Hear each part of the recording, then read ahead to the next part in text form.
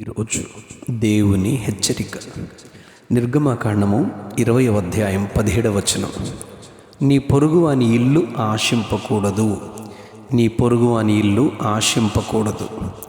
నీ పొరుగువాని ఇల్లు ఆశింపకూడదు. నీ పొరుగువాని భార్యనైనను, అతని దాసునైనను, అతని దాసీనైనను, అతని ఎద్దునైనను, అతని గాడిదనైనను, నీ పొరుగువాని దగు దేనినైనను ఆశింపకూడదని చెప్పాను.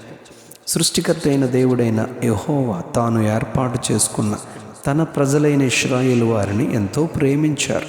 శ్రమలోనున్న వారిని, బానిసత్వంలోనున్న వారిని ఐగుప్తులో నుండి కనాను రాజ్యంలోనికి, అనగా పాలు తేనెలు ప్రవహించు దేశంలోనికి నడిపించుచుండగా దేవుని ప్రజలు దేవుని మార్గమును విడిచి తమకిష్టము వచ్చినట్లు జీవిస్తూ దేవుని కోపమునకు కారణమై నశించు వారిగా ఉండగా ఆయన ధర్మశాస్త్రాన్ని వారికిచ్చి ఆ చొప్పున జీవించున్నట్లుగా వారికి ఆజ్ఞాపించారు. 10 ఆజ్ఞలు కలిగిన దేవుని ధర్మశాస్త్రాన్ని ఆయన వారికిచ్చారు. ఈ ధర్మశాస్త్రంలో ఆయన ఇచ్చిన ఆజ్ఞలలో ఒకటి ఈరోజు మన ధ్యానవాక్యంగా ఉంది.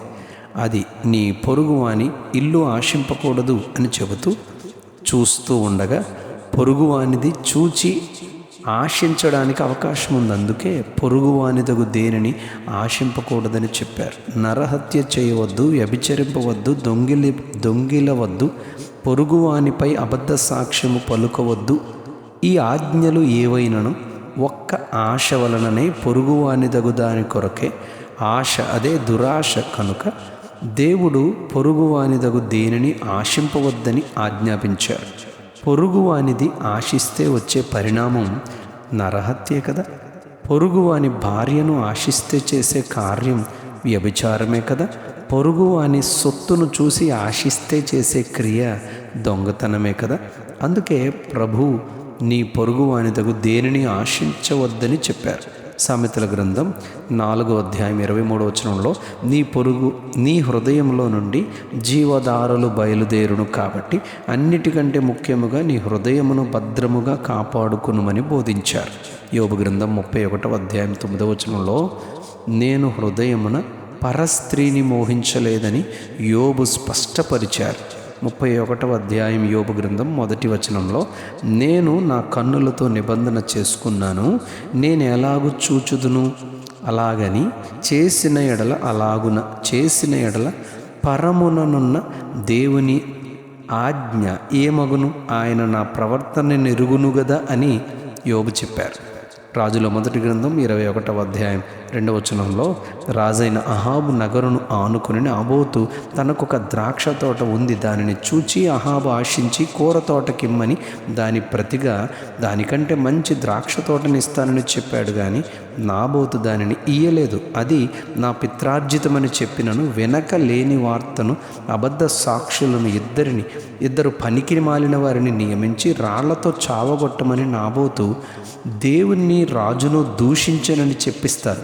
నాబోతును పిలిపించి చంపించినట్లుగా యెజెబెలు చేయిస్తుంది.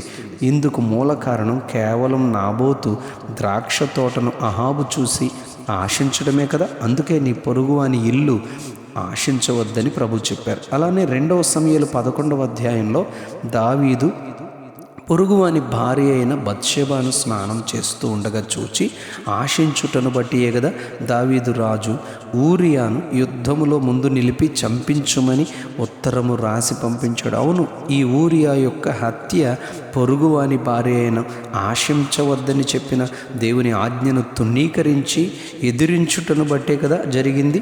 అందుకే ఆయన పొరుగువాని భార్యను ఆశింపవద్దని ప్రభు చెప్పారు. ఇర్మియా గ్రంథం 22వ అధ్యాయం 7వ వచనంలో దేవుడు గద్దిస్తూ నీ దృష్టియు నీ కోరికయు అన్యాయముగా లాభము సంపాదించుకొనుటయే, నిరపరాధుల రక్తము ఒలికించుటయందే నిలిచి ఉన్నది.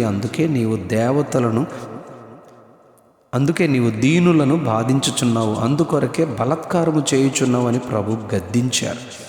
1 సమూయేలు 15వ అధ్యాయం 9వ వచనంలో దేవుడైన యెహోవా అమాలేకీయులతో యుద్ధము చేసి సమస్తమును నాశనము చేయమని చెప్పగా రాజైన సౌలు గొర్రెలలో, ఎడ్లలో, క్రొవ్విన గొర్రె పిల్లలలో గొర్రె పిల్లలను నిర్మూలము చేయక నీచమైన పశువులన్నిటినీ నాశనము చేయుటకు గల కారణం ఆశించుట వలననే కదా. అందుకే దేవుని మాట వినక దేవుని ఎదిరించను కదా. అవును, అందుకే ప్రభువు నీ పొరుగు అని తగు దేనిని ఆశించవద్దని చెప్పారు. ఈరోజు మన ధ్యానవాక్యంలో చెప్పబడినట్లు నీ పొరుగు అని ఇల్లు ఆశింపవద్దని చెప్పారు. ఏ అక్కరైనా అవసరతైనా అడుగుడి మీకు ఇయ్యబడును, వెదకుడి మీకు దొరుకును, తట్టుడి మీకు తీయబడునన్న మాటను మనం విశ్వసించి ఆయన పైనే నమ్మిక ఉంచి పొందుకొందుము గాక. Amen, amen, amen. నీ పొరుగువాని ఇల్లు ఆశింపకూడదు. నీ పొరుగువాని ఇల్లు ఆశింపకూడదు. ఆమెన్.